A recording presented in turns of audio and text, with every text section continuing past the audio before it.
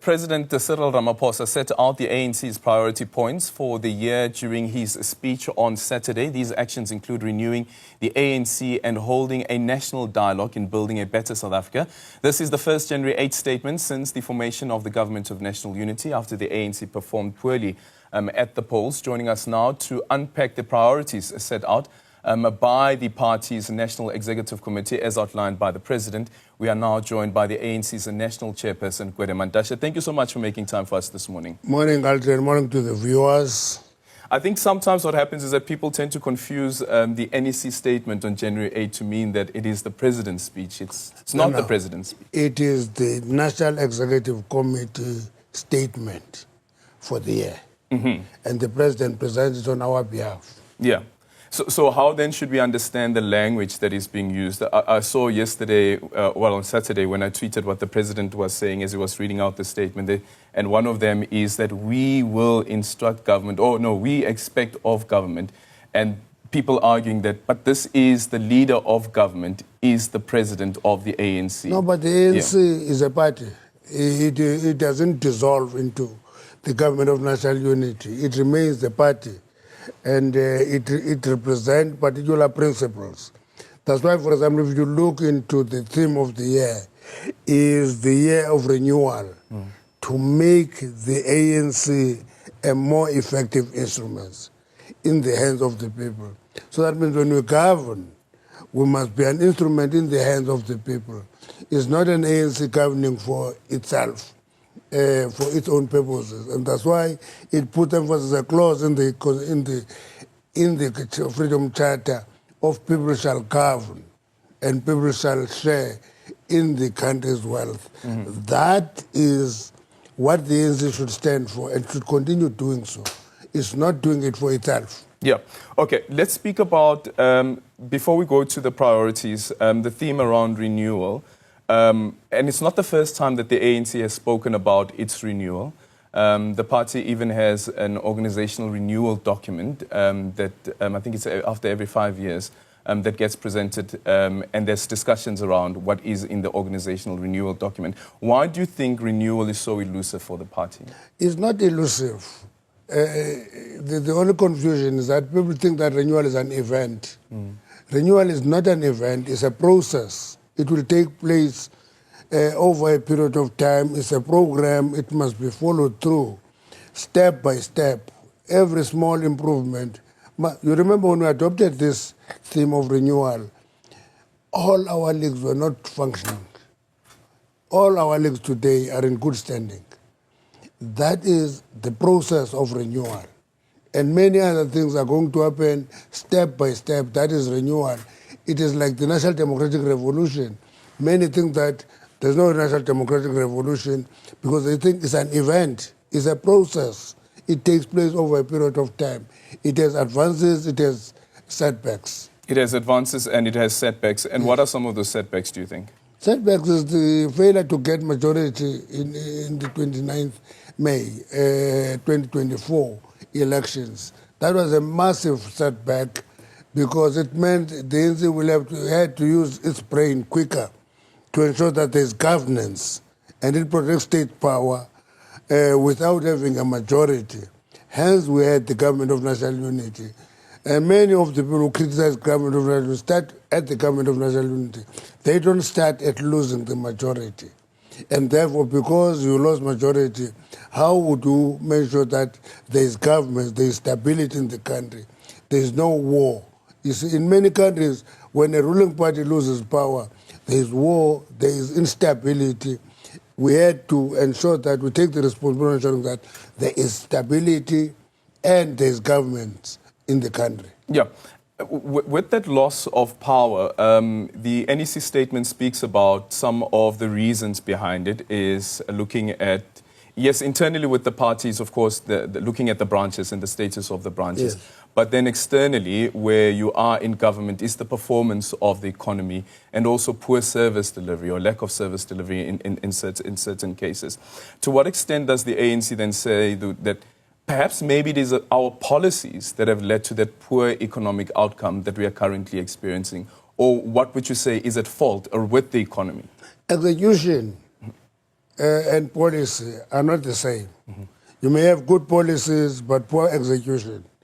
So we must pursue execution, and that execution is a function of the quality of the people who must execute the policy and the program.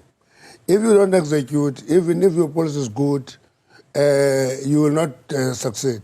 So our view is that we should put emphasis on execution. That's why if you go to the 6 priorities, we put the question of building the branches as number 1.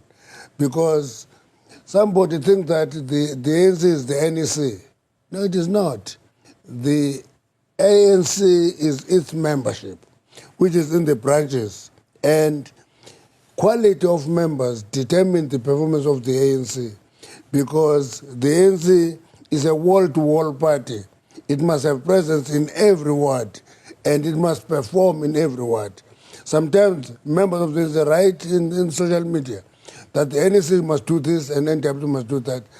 And sometimes I engage them and tell them that no top 7, no NWC, no NEC will build a branch. The branch leadership will build the branch, and the branch leadership will execute programs of the ANC at branch level. That's where the impact is. Yeah. But then in terms of execution, that means getting people who are fit for purpose to actually execute some of these policies. Yes. So where would the ANC say that actually we've had a few missteps here and there? Let me give you this example. I'm running a ministry in government. When I was a mine worker, the DG of that ministry was a white male with matric. And we're told that he has experience and all that and all that. Today, we're having a teacher there who is having an engineering degree and MBA. That is an improvement in terms of quality. But it doesn't end up there. That qualified DG must lead the team into executing the work of government competently. Sometimes it doesn't happen, but when you look into the outside qualifications of these people who are appointed, they're good. And we should make those appointments. Number 2, we should also appreciate the fact that coming from the background of Bantu education, which we didn't prepare us for leadership, and we take leadership, we need to do something more than just qualifications to transform ourselves from the products of Bantu education to executors and to very efficient implementers of programs. Yeah. Is this a new realization? It's not a new realization. Yeah, because remember that the ANC had a ready-to-govern document. It's not a new realization. Yeah. That's why, Aldrin, if you look into government today, 1994, government was actually run by white males. Simple. You can say that. The fact that we've transformed the state in itself is quite a positive step. But to get that transformation into a machinery takes its own process. That's why improvements are systematic, are a step by step, and they go from low performance to better performance to improved performance. And I'm one of the people who believe that we should not cut contracts of DGs into shorter periods. We must extend those periods so that a DG must enter the office, find the foot on the ground, begin to improve, and then lead the team. Yeah, but it's not that DG who will perform. It is the team that will perform. The NEC statement also reflects on ESCOM. And electricity and the struggles that we've had, and somewhat we've turned that corner. But I want to bring out this aspect. It was in the business day last week when Teto Nyati, the chairperson of ESCOM, he says that our power station managers complained about the localization policy. Has the ANC sat down to ask themselves that what is it about the localization policy that would have led to ESCOM failing to make sure that there is a provision of electricity? It's a complaint that should not be a complaint, because you must aspire to grow and improve. Local manufacturing and local industrialization, therefore localization, cannot be counted in negative terms, because we have a responsibility to build internal capacity. Let me give you an example. Go to the collieries. Coal mining of yesteryear was major companies, international white companies. Coal mining today is run by black companies. Black companies. Seriti, Exaro, Tungela, you can list them. And then small emerging companies. That is, when I talk to analysts who look at it from a historic perspective, say nothing is happening. And I say a lot is happening because we've got black South African participating in the economy in a meaningful way. And that participation of black South Africans in a meaningful way ensured that there's no shortage of coal in Eskom. If there is any mistake in Eskom, it will not be due to the shortage of coal. It will be due to the question of the competence of the people appointment. So localization. Yeah, but there was an issue around the quality of that coal as well, remember? No, the quality of coal is a function of a person who receives it. But if I receive a delivery from any other company, I have a responsibility to actually inspect the quality of that delivery. If it does not, it means there's something wrong in the chain of delivery and receiving of that coal. So would you say that with the government of national unity, what is clear is that BEE stays and there's an expectation that they must follow that policy? It's not all political parties that are part of the government of national unity. It's not a government of national unity issue. It's a transformation issue for the country. We are coming from a history where blacks were not regarded as human beings, where they were not regarded as citizens, where they were not allowed to participate in the economic activity of the country. Now BE opens that up, and we must do it because the blacks are 80% of South Africa. That is Africans only. But whites are only 8%. We cannot continue depending on 8% of society. Therefore, BE is an imperative. It's not a policy choice. Yeah, and our unemployment rate still remains as high, with black people in the majority still being the ones that are affected the most. So has the policy actually worked? The policy to works, deal with that specific aspect? The policy must work. The policy must be continuing. Must, but has it worked? No. Let me give you this. You see, if you do a checklist when you assess policy, you're going to commit dangerous mistakes, okay? Because you'll drop that policy and say, let's try something new. What is important is that policy has worked overall. Because if you look into society today, that society of today is much more educated and literate. And that in itself transforms society. And the time lag between changing the quality into the effective implementation is also important. It's an economic concept that there is time lag. And therefore policy is working.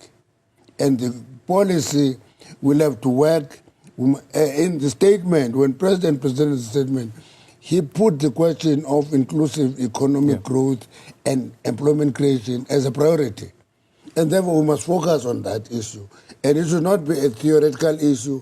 We must be able to say, in sector X, this is what we're going to do. In sector Y, this is what we're going to do. We must absorb a number of young people into employment. We must equally empower young people to be employment creators themselves. Yeah. Yeah. So if that's the case, why then do we see that, as an example, where the ANC is governing, the provinces where the ANC is governing, you still have the highest unemployment rate compared to, for instance, a Western Cape? What do you think the issue there is? Let me give you this example. Look at the development narrative of the Nationalist Party. It focused on the Western Cape, on Gauteng and KZN, Durban particularly. And every other province was not regarded as an economic center, despite the fact that Northwest, Northern Cape, Limpopo are the future channels of mining. They were not regarded as such. They were expected to dig that mine, take it to the centers. Until we change that conceptualization, we add value at close to where the mining is happening, that will not change. We'll still praise the Western Cape and not... Actually, I was in the Western Cape for the last 2 weeks. Yeah. Okay, I was in the Western Cape last 2 weeks. I took time to go to Khayelitsha, I took time to go to Philip, I went to...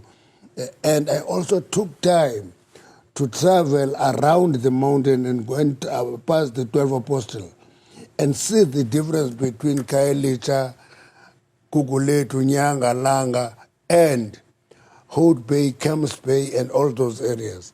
And until we correct that situation in the Western Cape, the Western Cape is a fake, glorious But they province. still have the lowest unemployment rate. Because they make it a white province. And when they deal with Africans from the Eastern Cape, they still regard them as foreigners. Yeah, but they still have the lowest unemployment Yes, rate. because they focus on their citizens who are mainly white and colored. But is the majority not black and colored in the It's Western colored, Cape? in the majority is Yeah. colored, and Africans are there, but the province is focusing on servicing the white section of the population. And that balance, you will not see it until you visit the Western Cape and you visit Gauteng, for example, where there's an effort to ensure that everybody is involved. Yeah, that then speaks to that question around inequality, right? And the perceptions around inequality. And Sunday Times, you saw the article in Sunday Times, I'm sure. Yes. With the Secretary General of the party and the yacht that docked on Robben Island. Was it an ANC decision to say that the Secretary General must use? That is a peripheral issue. Sure. That is a very peripheral issue. Because the issue is a delegation of the ANC visits Robben Island. Yes. The president go to the Mandela cell, and that is the highlight of that visit. Should be. Yes, that is the highlight. It should not be. It is. And that is where the highlight is. People visit the Robben Island, the ANC go to all the areas, they read the history. How Mbalula, the Secretary General of the ANC, goes there cannot be the main focus of the visit. Okay. But we're speaking about inequality and pervasive... No. Let me give you this example. Let me say there's a meeting in Bloemfontein, and the delegation goes in a taxi, and I'm left behind. I don't think it should be the focus of the visit to Bloemfontein that somebody takes me in a car and rush me to Bloemfontein. It cannot be. Mm-hmm. The focus is that a delegation of the ANC visited Robben Island and took very important lessons of the history of Robben Island and the impact it has had in the history of the revolution and the struggle for South Africa. And the Robben Island that shaped a number of people who became a think tank for the revolution. That is the focus. How Mbalula goes there cannot be the main focus. Yeah. So was it an ANC-sanctioned decision to say that you're going to use this yacht to go to Robben Island and then... No, there was no ANC meeting that took that decision. So don't make it an ANC decision. There was no such a meeting. We had the NEC, I attended that NEC. There was no decision about yacht or any other mode of transport. That's not a decision. But what is important is that it was reported in the NEC that a delegation will go to Robben Island, and that delegation did go to Robben Island. I'm just trying to remember now the NEC member who was in conversation, Donald Silamulele, last night told Xoli Mgambi that this was actually arranged by the ANC. The transport was arranged by the ANC. The ANC is an organization. It has departments. I would imagine that in the operations... So it could be an ANC decision? It could be an ANC operational decision in the offices. So it is an ANC decision? It's not an NEC decision of the ANC. That's where the highest decision making is taking place. So as the chairperson of the ANC, what do you then read into this? Are you saying that there's absolutely nothing wrong with it? No. It was just the mode of transport that was being used? No. What I read from it is that it should not be attributed to the ANC. But it's an ANC decision. No. No, Aldrin, look at this. If you want to make that the ANC decision, I will know that there's an element of mischief there. Okay, there's an element of mischief there. I will understand that because I'm old enough to understand that. The actual decision of the ANC is a delegation of ANC leaders will go to Robben Island and visit Robben Island and take various lessons from there.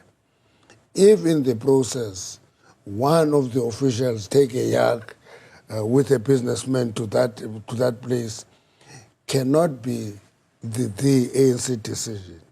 It can be an issue of that official taking a yacht to go there. Ideally, everybody should be in that ferry. Okay. Ideally, everybody should be in that ferry. But there is this side show that attracts attention away from the focus of the visit. How are you going to deal with that sideshow? Is it there? No, we'll deal with that when we meet and we'll discuss. Is it today? No, we're not meeting today. You're not meeting this Monday? We're not meeting today. Okay. Yeah. So you'll deal with it in which sense? When we meet, we'll discuss and try to find out what happened and so forth, because it is not an NEC decision, okay? That is where we sit. I'm not running the administration. I'm not running organizing. I'm not running logistics. If they take that decision that the secretary must go in a yacht to Robben Island, they take that decision. It is within the ANC, but it's not an ANC decision. Yeah.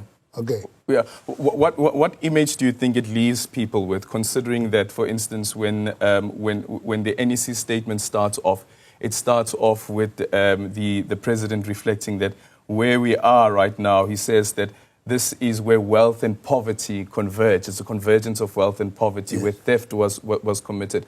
And the argument that you made earlier on about the inequality in the Western Cape, what message, yes, do you think that sends?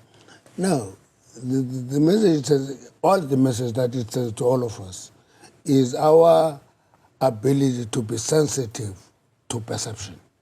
Okay, we must be sensitive to perception because perception is real.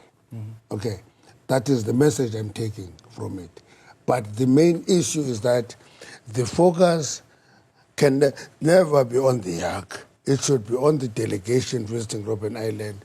It should be a vision of the president of the ANC sitting in Mandela cell and communicating from there and beginning to go to the quarry and understand how that quarry was used to humiliate great brains, yeah, of the ANC. Okay. That's what should be the focus. On strengthening the fight against crime and corruption and building safe communities, there is Operation Shanyela, which continues, as the president says in that statement, to sweep crimes out of communities across the country. And Operation Vala Umkoti, which is dealing decisively with illegal mining activities. Yes. We know what's happening in Stilfontein. And one of the organizations there, Makau, accusing the government of massacring. They say that this is a massacre. It is a genocide. Those are the words that they are throwing about. As a leader of society for the ANC, how do you respond to this?